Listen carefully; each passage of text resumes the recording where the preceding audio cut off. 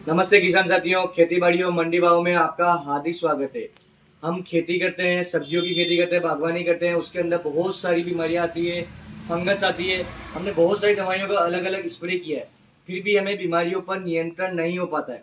तो आज हम एक ऐसे फंगिसाइड के बारे में बताने जा रहे हैं जिससे कि बहुत सारी बीमारियां या फंगस आपकी कंट्रोल होगी। जी हाँ, उस प्रोडक्ट का नाम है नेटिवो। देखिए, बहुत सारे किसान भाइयों ने इस प्रोडक्ट का इस्तेमाल भी किया होगा, इसके रिजल्ट भी देखे होंगे। हमारे पास बहुत सारे किसानों के मैसेज भी आए कि इस दवाई का हमने इस्तेमाल तो किया है, पर हमें उसका रिजल्ट अच्छा नहीं मिला है और हमें किस पर करना चाहिए। आप इसकी जानकारी हमें इस वीडियो के माध्यम से बताइए। तो हम एक ऐसा वीडियो बना रहे हैं जिसका आपको संपूर्ण जानकारी इस प्रोडक्ट के बारे में दी जाएगी। देखिए, प्रोडक्ट का नाम है नेटिवो। जी हाँ, अब हम बात करते हैं कि नेटिवो कौन सी कंपनी का आता है। तो देखिए, जो नेटिवो है वह बायर कंपनी का आता है। बायर बहुत ही अच्छी प्रचलित कंपनी है। यह भारत के अंदर बहुत ही इसके अच्छे अच्छे प्रोडक्ट्स आते हैं, जिसमें से एक प्रोडक्ट का नाम है नेटिवो। अब हम बात करते हैं कि नेटिवो के अंदर कौन कौन से टेक्निकल है। देखिए, नेटिवो के अंदर दो टेक्निकल है। पहला जो टेक्निकल है हेबुकोनाजोल 50% प्लस ट्राइफ्लॉक्सीस्ट्रोबिन 25%। यह दो टेक्निकल है। जी हाँ, यह दो टेक्निकल से मिलकर बना हुआ है और यह ब्रॉड स्पेक्ट्रम सिस्टेमिक फंगीसाइड है। इसका मतलब क्या होता है? ब्रॉड स्पेक्ट्रम का मतलब सीधी सी बात है कि एक से अधिक बीमारियों को यह कंट्रोल करता है। और सिस्टेमिक फंगीसाइड का मतलब तो आप जानते ही हैं कि यह पौधे के अंदर जाता है, पूरे सिस्टम के अंदर फैल के यह बीमारियों को नियंत्रित करता है। अब हम बात करते हैं कि ये किस तरीके से काम करता है। तो देखिए, जो टेबुकोनाजोल जो है फंगीसाइड, यह ग्रुप 3 का फंगीसाइड है।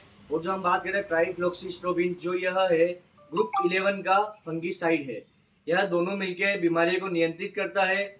अब देखिए, इससे जो नियंत्रित होने वाली जो बीमारियां हैं, वह कौन कौन सी बीमारी को नियंत्रित करता है। तो देखिए, यह जो आपका चावल है, तो शीट ब्लाइट और लिफ ब्लाइट को बहुत ही अच्छे से कंट्रोल करता है। अब हम बात करते हैं बागवानी फसलें।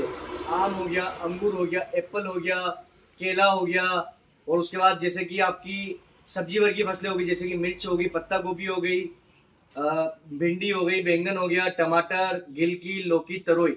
बागवानी एवं सब्जी वर्ग की फसलें जो आपको हमने बताई है, उसमें यह पाउडरी मिल्ड्यू एवं लीफ स्पॉट को बहुत ही अच्छे से कंट्रोल करता है। जी हाँ, अब हम बात करते हैं कि हमें कैसे पता चलेगा कि फसल के अंदर या आपके बागवानी या सब्जी के अंदर पाउडरी मिल्ड्यू आया है। तो देखिए, जैसी आपकी फसल होती है, क्रॉप होती है, उसके अंदर सफेद सफेद पाउडर पत्ते या आपके जो फ्रूट्स है उसके ऊपर सफेद सफेद चूर्ण जैसा पाउडर जमना शुरू हो जाता है। जैसे ही आप उसको हाथ लगाएंगे और हाथ पर पाउडर जैसा एकदम आपके हाथ में पाउडरी फॉर्म में पाउडर होगा बारीक बारीक, वो आपके हाथ में आने लग जाएगा। इसका मतलब है कि उसमें जो सिम्टम्स है पाउडरी मिल्ड्यू स्टार्ट हो गई है। जी हाँ, अब हम बात करते हैं कि लीफ स्पॉट। अब आपको पत्ता जैसे पत्ते होंगे उसके ऊपर क्या है कि छोटे छोटे काले काले लीफ स्पॉट यानी कि काले काले धब्बे आपको पत्ते पर दिखना शुरू हो जाएगा। यह स्टार्टिंग होती है लीफ स्पॉट की। जी हाँ, तो जब भी ये दोनों बीमारियां आपको दिखे, आपको जैसे ये सिम्टम्स हमने आपको ये बताए हैं, जैसे आपको ये दिखना शुरू हो जाए, तब आप इस दवाई नेटिवो का इस्तेमाल करें। जी हाँ, अब हम बात करते हैं कि हमें इसका डोज क्या रखना चाहिए। देखिए, पाउडरी मिल्ड्यू और लीफ स्पॉट जब स्टार्टिंग अगर बहुत कम मतलब कम स्टेज पे हो, उस समय हमें इसका जो डोज रखना चाहिए 10 ग्राम प्रति 15 लीटर पानी के हिसाब से इसका इस्तेमाल करना चाहिए। जब ये बीमारी बहुत ज़्यादा बढ़ जाती है तो उस समय हमें 15 ग्राम प्रति 15 लीटर पानी के हिसाब से हमें इसका इस्तेमाल करना चाहिए। जी हाँ, अब हमें इस दवाई का इस्तेमाल करते समय किन चीज़ों का ध्यान रखना चाहिए। तो देखिए, जब भी आप इस दवाई का इस्तेमाल करें तो ये क्या WG फॉर्म में आता है, यानी वेटेबल ग्रेन्यूल फॉर्म में आता है।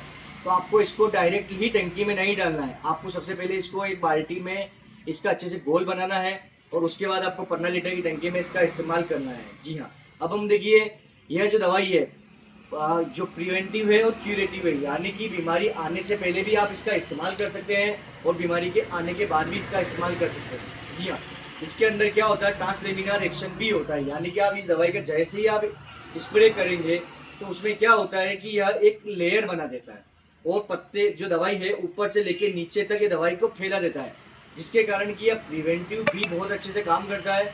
आप अगर बीमारी आने से पहले इस दवाई का इस्तेमाल करेंगे तो ये बीमारी को आने ही नहीं देगा। और अगर बीमारी आना शुरू हो गई है तो उसके बाद यह क्या करता है कि दवाई स्प्रे होने के पश्चात जो फंगस होती है उसके जो सेल होते हैं उसको वहीं के वहीं ब्रेक कर देता है और बीमारी को आगे नहीं बढ़ने देता है। जी हाँ, इसकी एक और सबसे खासियत बात यह है कि जैसे ही आपने इस दवाई का इस्तेमाल किया है तो 3 से 4 दिन के बाद यह फंगस तो कंट्रोल करता है और इसके साथ साथ में पत्ते के ऊपर ये एकदम क्लोरोफिल अच्छे से बना देता है, यानी कि प्रकाश संश्लेषण की क्रिया को बहुत ही अच्छे से सुचारू रूप से चालू कर देता है, जिसके कारण पत्तों के अंदर हरापन आपको दिखने लग जाता है। जी हाँ, अब विशेष आपको एक चीज़ का और ध्यान रखना चाहिए, जब भी आप इस दवाई का स्प्रे करें तो आपको खुले मौसम में करना चाहिए और इस दवाई के साथ में किसी भी दवाई का आपको मतलब मिश्रण नहीं करना चाहिए। अब हम एक बात और बताना चाहते हैं कि आपको जो दिया गया डोज है 15 ग्राम प्रति 15 लीटर पानी के हिसाब से, जब आपकी फंगस का अटैक बहुत ही ज़्यादा हो उस समय हमें यह करना चाहिए। जी हाँ, यह स्पेशली बागवानी फसलें और सब्जी वर्गीय फसलें हमने आपको जो बताई है उसमें इसका इस्तेमाल करना चाहिए। बहुत सारे किसान भाइयों ने इसका स्प्रे मूंगफली में भी किया है, उड़द के अंदर भी किया है। जो टिक्का रोग आता है मूंगफली और उड़द के अंदर, उसको यह बहुत ही अच्छे से नियंत्रित करता है। टमाटर के अंदर अर्ली ब्लाइट यानी कि बीमारी आने जो अर्ली स्टेज होती है, देखिए 2 तरह की ब्लाइट होती है, अर्ली ब्लाइट और लेट ब्लाइट। अर्ली ब्लाइट पर इसका बहुत ही अच्छा नियंत्रण पाया गया है। अब हम बात करते हैं कि इसका और किसमें हम इस्तेमाल कर सकते हैं। तो देखिए, आप इसका इस्तेमाल गेहूं के अंदर रस्ट और पाउडरी मिल्ड्यू के अंदर भी इसका इस्तेमाल कर सकते हैं। जी हाँ, और बाकी आपको जो बागवानी फसलें बताई गई है उसके अंदर पाउडरी मिल्ड्यू का बहुत ही अच्छे से नियंत्रण बताया गया है। सब्जी वर्गीय जो फसलें होती है उसके अंदर पाउडरी मिल्ड्यू और लिप स्पॉट, पत्तों के ऊपर छोटे छोटे जो स्पॉट चालू हो जाते हैं, उस पर इन दोनों बीमारियों पर बहुत ही अच्छा नियंत्रण पाया गया है। हमने इसका स्प्रे खुद किया है और किसानों से भी करवाया है, तो इन दोनों फंगस पर बहुत ही अच्छा नियंत्रण इस दवाई का हमें पाया गया है। जी हाँ, आपने इस दवाई को इसके ऊपर स्प्रे किया है, आपने क्या डोज रखा है और इससे आपके द्वारा कितने दिन का नियंत्रण पाया गया है, आप हमें कमेंट बॉक्स में ज़रूर बताएं।